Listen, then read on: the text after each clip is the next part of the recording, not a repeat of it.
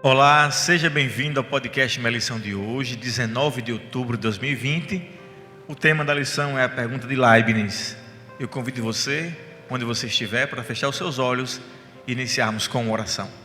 Santo Deus e amado Pai, muito obrigado porque começamos mais um estudo da lição da Escola Sabatina. Obrigado porque o Senhor está preocupado em nos dar, em cuidar de nós, em nos dar as respostas que precisamos. E nós entendemos que através da fé podemos nos aproximar cada vez mais de Ti. Deus abençoe e nos guia, é o que eu te peço, em nome de Jesus, amém. Muito bem, temos aqui hoje o tema, a pergunta de Leibniz, que é uma pergunta filosófica, que é uma pergunta que nasce de uma inquietude do ser humano. E essa inquietude nos leva a indagar de onde nós viemos. E a pergunta de Leibniz é essa aqui, por que há algo em vez de nada? Professor Juscelino, onde Leibniz queria chegar com essa pergunta e o que a Bíblia nos traz como resposta, o que a cosmovisão bíblica nos traz como resposta. E é bom também pegar inclusive um gancho da lição de ontem sobre a questão de naturalismo, né, que nós vimos sobre o tema de ontem, fazer um gancho para o dia de hoje. Então, a pergunta de Leibniz é uma pergunta repetida até hoje por alguns estudiosos da Bíblia, porque eles pensam o seguinte: a pergunta de Leibniz parece ser uma pergunta sem resposta. Isso é uma característica da própria filosofia. O Albert Einstein mesmo falava, né, que às vezes as melhores respostas são pequenas perguntas. Então, até hoje os ateus não respondem a pergunta do Leibniz, porque algo ao invés de nada. É um mistério. Na realidade, como você disse, é uma coisa que incomoda o ser humano. E quando a gente vai para a Bíblia ela não explica o porquê que Deus existe. Ela não vem para responder à curiosidade do homem. A Bíblia ela pressupõe que o Criador existe e Ele é real e você precisa ter fé nele.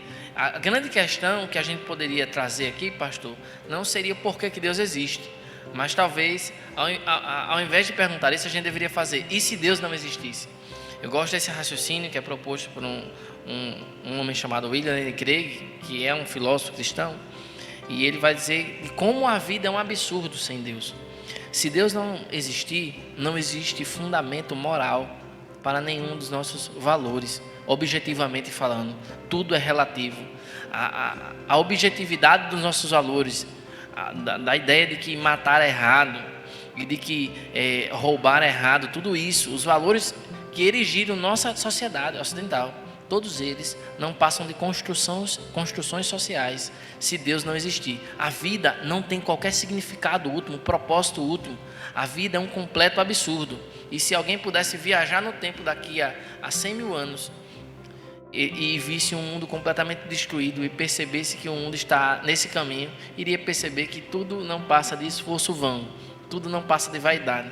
Para que a vida humana tenha sentido, é preciso que exista um Deus que sempre existiu e que lá na frente irá punir justos e injustos. Ou seja, a ideia de que existe um Criador, ela é mais necessária do que qualquer coisa para que nós vivamos em paz, para que nós nos encontremos, para que exista propósito e sentido e valor e felicidade e alegria, para que o caminho da virtude seja realmente um caminho valioso e para que o caminho da destruição seja um caminho realmente perverso e ruim. Imagina só se não houvesse destruição eterna, pastor, e alguém escolhesse viver como Hitler. Que diferença faria se ninguém no fim das contas não seria punido? Se todo mundo fosse para o mesmo lugar, teria sentido? Teria virtude? Não teria sentido. Não teria sentido. E para a resposta da pergunta de Leibniz, o texto bíblico já começa com as ações de Deus. Isso é que impressiona. Ao invés de tentar explicar o porquê da existência das coisas, o texto bíblico começa com um Deus criador. Começa apontando para um Deus que fez todas as coisas.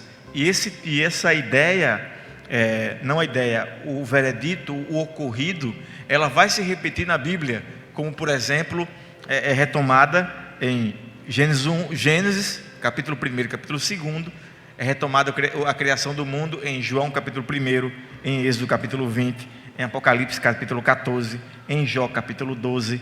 Então, nós temos Deus reiteradamente, a Bíblia reiteradamente mostrando, não a resposta para a pergunta de Leibniz, mas apontando que o nosso pressuposto de fé é necessário para entender que esse Deus simplesmente criou todas as coisas. E essa ideia, pastor, ela é a ideia basilar do cristianismo. Sem essa ideia, não há qualquer sentido no cristianismo. É uma premissa, é uma afirmativa fundamental. E a gente está falando essa semana justamente sobre os olhos do Senhor, sobre o que Deus revelou em sua palavra para que nós interpretemos o mundo. Se eu parto da premissa que Deus ele é o criador do mundo, inclusive eu vou partir da premissa de que o certo e o errado quem define é Ele. E aí a gente começa a entender o que é uma cosmovisão.